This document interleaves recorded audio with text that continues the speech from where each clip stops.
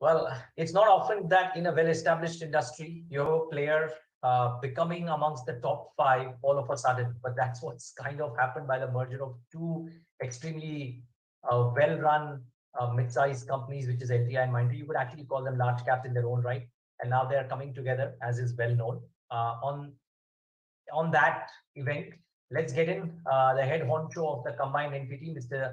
Debashis Chatterjee, to talk about what investors can expect out of the merged entity operating as a single unit. Mr. Chatterjee, at the onset, congratulations and wishing you and team all the best for carrying the baton even higher. Thank you so much, and thank you for having me on your channel. Just to clarify, we will be the sixth largest in terms of revenues and the fifth largest in terms of market cap. But irrespective of the ranking, it's indeed a great positioning for us as LTIMindtree.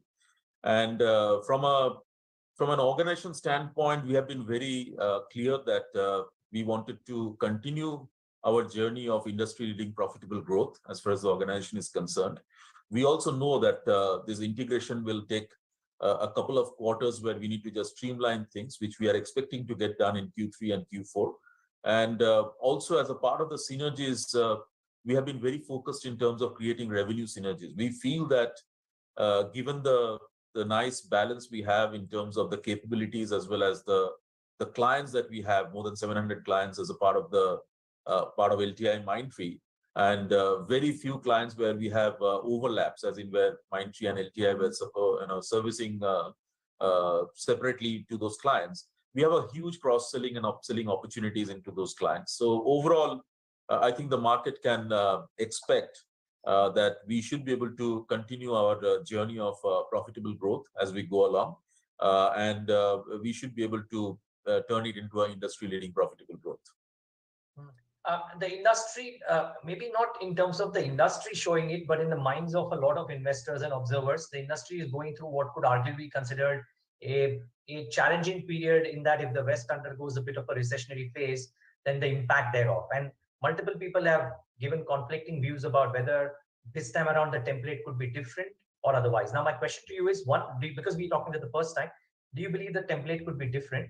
And does the template become even more different for you now that you're a larger entity? Because in your release, you guys have said that operating as a larger entity has its big benefits.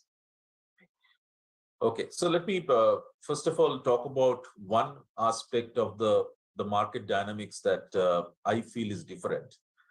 We don't rule out all the macroeconomic that we have been seeing, whether it's the Ukraine-Russia war, or is it if it's inflation or whatever we talk about. We are watching the space very closely, and we cannot rule that out.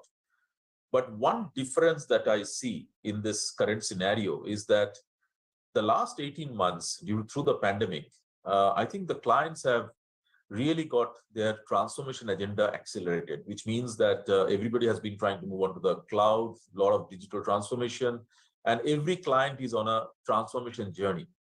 And even what we have seen is, even within the same industry, two clients are not at the same place. One client could be much ahead of time, whether it is direct to consumer or omni-channel, whatever we call it. So my view is that it is very difficult for clients to suddenly stop their transformation. So what we are observing is, in many of our conversations, which used to be more led by transformation, I think some of those conversations are changing, where we need to find out the efficiency also in the system by which we can fund those transformation.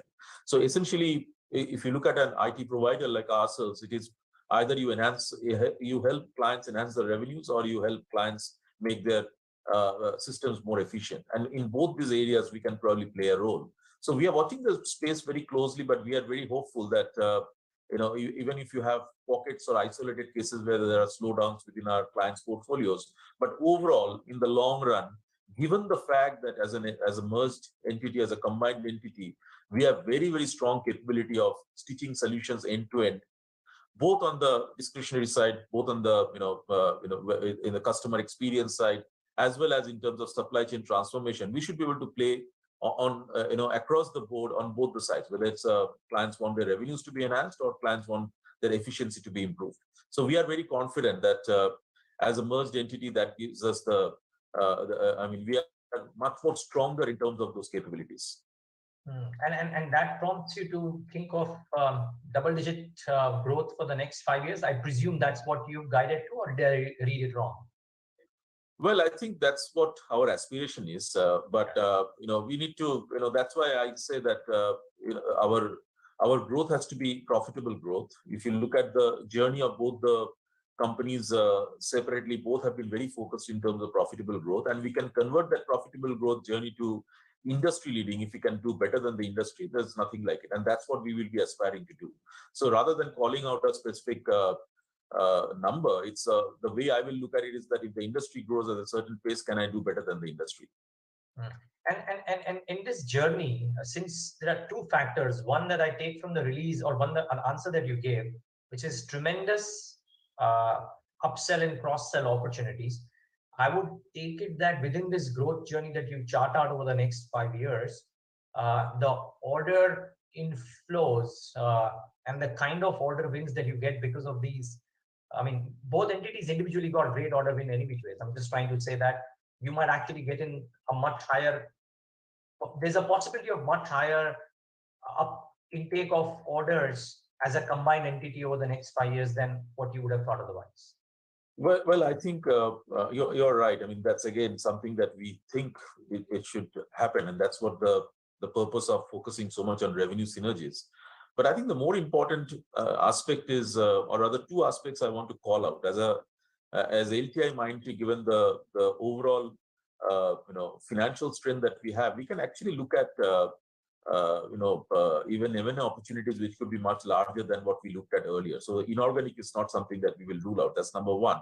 And number two is our ability to participate in large and complex deals, which probably we were doing earlier, but we were coming together as a combined force and trying to do it. But now it becomes much simpler for us, and we feel that though we have not seen large deals in the last 12 months, 12 to 15 months, but you cannot rule out the fact that large deals will again come up at some point of time. So we are much better prepared to take on those large deals and in a competitive situation. So overall, we feel that there is no reason for us to believe that we cannot have healthy order book or healthier order book as we go along.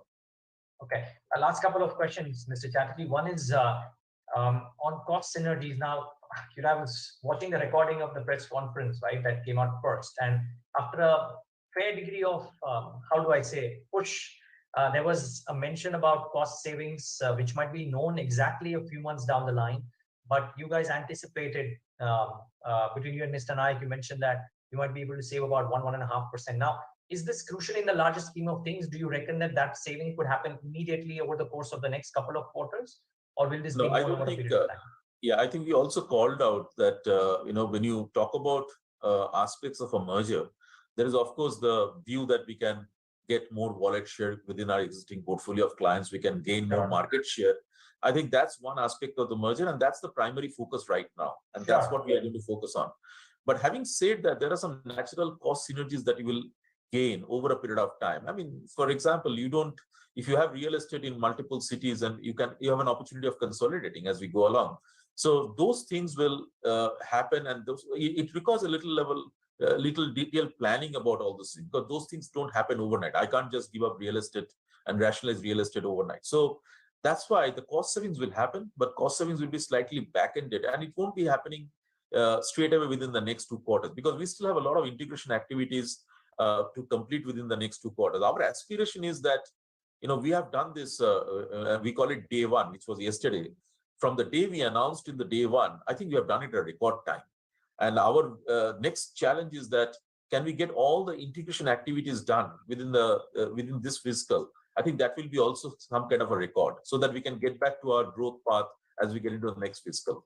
So that's what we are looking at. But overall, to answer your question, the cost synergies, we will expect it to come a little back-ended, a little later in the down the line, but we will be able to call it out as we go along.